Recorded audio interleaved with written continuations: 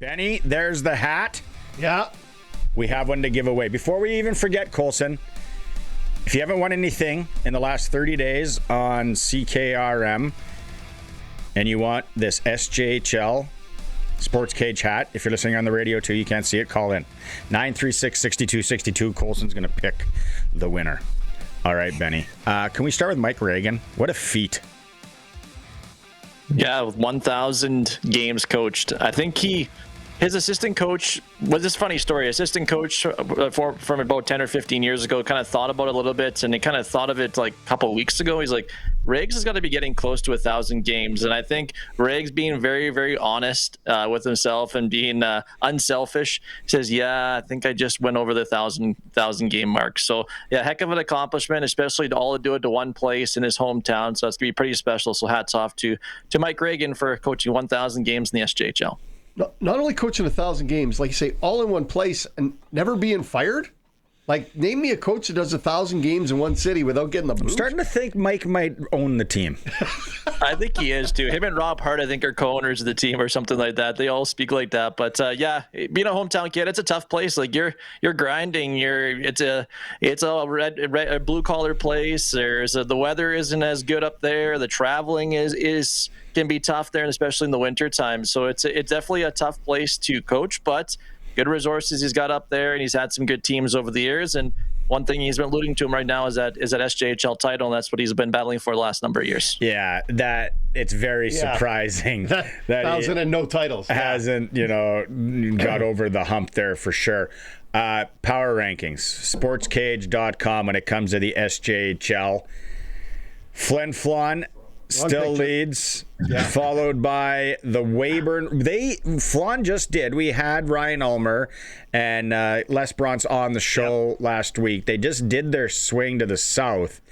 One game, a loss in overtime to Weyburn. But the swing, Flin Flon came down here. Was that a statement swing a little bit, Benny?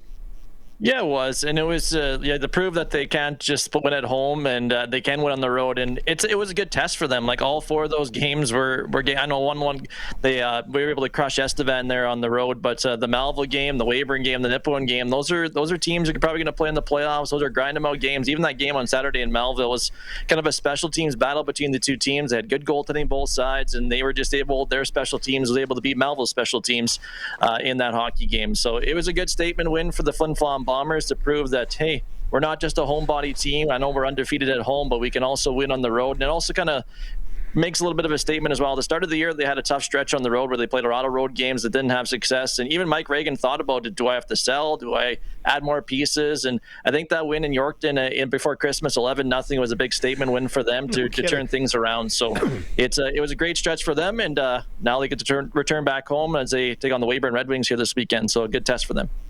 Benny, I want to change to a little different topic on the SJHL because you just did something milestone pretty special too. 800 games. Benny, when did you start? When you were like 7? Like when did you start calling that you got to 800 games? 2012 was my first year, so September 2012, so I was 20, just turned 20 years old. That year, my first game was in Melville, and the Millionaires won that game 10-2 against the Estevan Bruins, so it was a pretty good... and then the very next night, I had to drive up to the Pas Manitoba to do a MJHL game with Swan Valley and OCN. I think even that year, I think we did 4 teams. We did 4 teams in Wayway. I think we had playoff run. All 4 teams made the playoffs. We did 14 straight games on the radio between all the 4 teams. So that was a welcome to the SJHL moment. But yeah, a lot of hours on the bus, a lot of stories to thought about from going to Battleford one night for a playoff game, then the next night going to Steinbach for a playoff game in the MJHL. So there's a lot of blottles from L'Orange to Portage, one 24-hour stretch. So long hours, but it's been worth it. And I've been able to stay. Yeah, no kidding. Yeah. No, it was a long stretch. I got to give credit to my dad came on those trips with me. I'd come on the bus and my dad would hop in and he would drive me to at least to the games for a little bit there at the start. So it was great to have them along with it too, because I don't think I could be able to handle that, because I got home at 4 a.m. I had to be on the road by 9 to head to Steinbach. So it's interesting that you remember the first game, obviously the 10-2 win, but is there a game in your mind that goes like that was my favorite call or that was my favorite event that I was part of?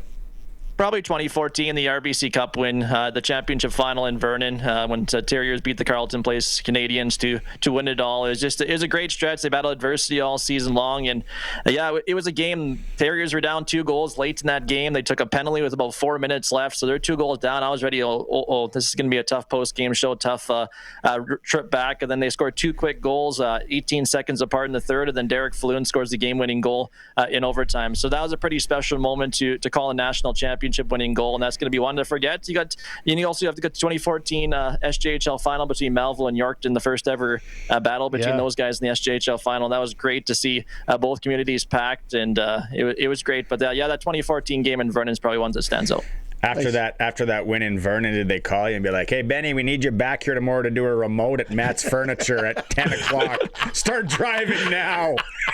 You know what? The biggest thing was I was pretty good after that championship because, of course, there's a celebration. The biggest thing was helping the staff of the Terriers wind up all the boys because we had to be on a flight 7 o'clock in the morning back to Yorkton, and to get the guys everything packed up in their suitcases, get them to the hotel room. And we had me and a few members of the staff, we had a little bit of a jaunt. We had to go to Vancouver to Calgary, and then the boys went from Kelowna at the time, Kelowna to Calgary.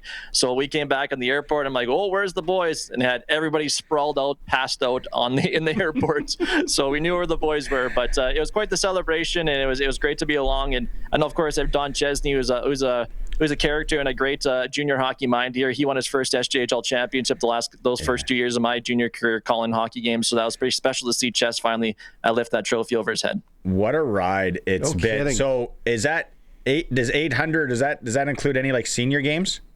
No, that's all junior A games. So you had maybe 50 to 75 junior B and senior games over the years. So have you been keeping track? You know what? I kept track a little bit, and I look back and maybe 4 or 5 years ago, and I've been kind of keeping track. And actually, the guy in Swan Valley says, "Hey, Benny, you're getting close to 800." I'm like, "What?" So I had to go back in my counting, and it was actually 799 at the time. So I got to give props to Darren Webster, the director of player personnel in Swan River, who actually kind of kept track for me. So good on it's you. a lot of bus hours, which is great. But it's like I said, I mentioned it on social media, just to have a lot of the former players reaching out on social media, on Instagram, or even text and say, "Congratulations, Benny. I remember in this time when we played this team and we had this result." So the relationships you make over the years is what's special. I remember puking on the plane back from Vernon. Hey, this weekend, though, another good one. And I think the commish says he's heading up for this one. He's got a special little plaque for Mike Reagan up there. Weyburn, Flin Flon, is that the game of the weekend? Yeah, that's one of them for sure. I got to go Melville Humboldt. That's like a 4-point game. Humble's trying to catch the Millionaires for the play. Then, of course, we got a Highway 10 battle this weekend on Saturday as Yorkton makes the trek to Melville. And you got to give hats off to Yorkton, who's been playing some terrific hockey here as of late. So that's on Saturday night at the CN Community Center. So should be a good test. The weather should be nice. And I don't know if you guys saw breaking news, Team Canada, Seth Jarvis is joining Team Canada, replacing Braden Point. So just got announced here just a few minutes ago. Jarvis. Seth Jarvis is replacing Braden Point. So breaking news here. Jeez. And we were on the ball. We thought we were on the ball. We did. We left it up to Colson. Yep. Failed again. Colson was like, some Braden Pointe guy is not going. Instead, it's Seth Gervais. Gervais.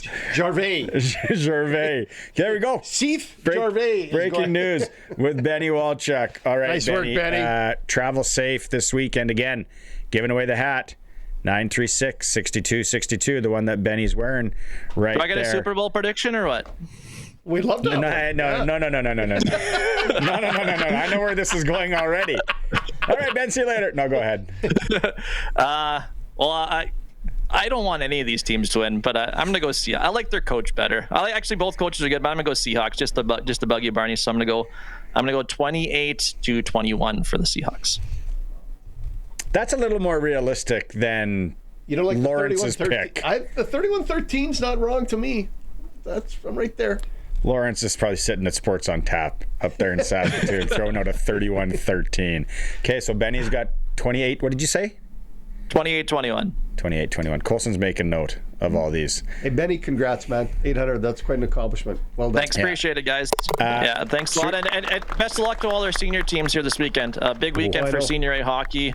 It's going to be great. Round Lake, I think they're already in Mo Chapel. They're starting to bring in some extra seats maybe for Mooseman. And we got some great matchups. Redvers, Langeberg, Foam Lake, Theodore, Battle of Highway 16 there. So should be a good weekend. So safe travels to everybody this weekend. We have the senior report coming up in hour 3, and we have the interview with Theron Fleury, and Josh Miller does the sheet. That's how many senior games I'm showing Sharky this weekend in Saskatchewan. How about, did you hear what was the word from Wynyard last night? Kenniston was in there. Obviously no service in the Wynyard rink. It's like they're playing in the Corey Potash mine down 2 miles underneath. Did you hear anything there? Yeah, good matchup. Goaltending was very, very good in that, and that's 2 very good teams. Wynyard's under the radar team. I know that's tough to have them match up with Kenniston round 1, but they got some great players.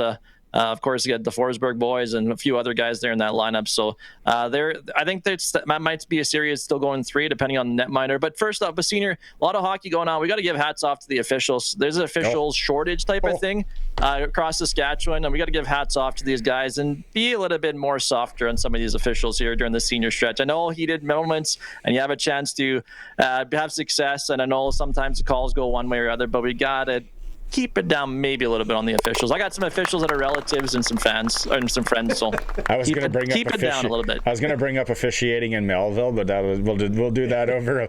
I know who you're talking about. Probably, I know exactly who you're talking about. See you, Benny. See you guys. Take care.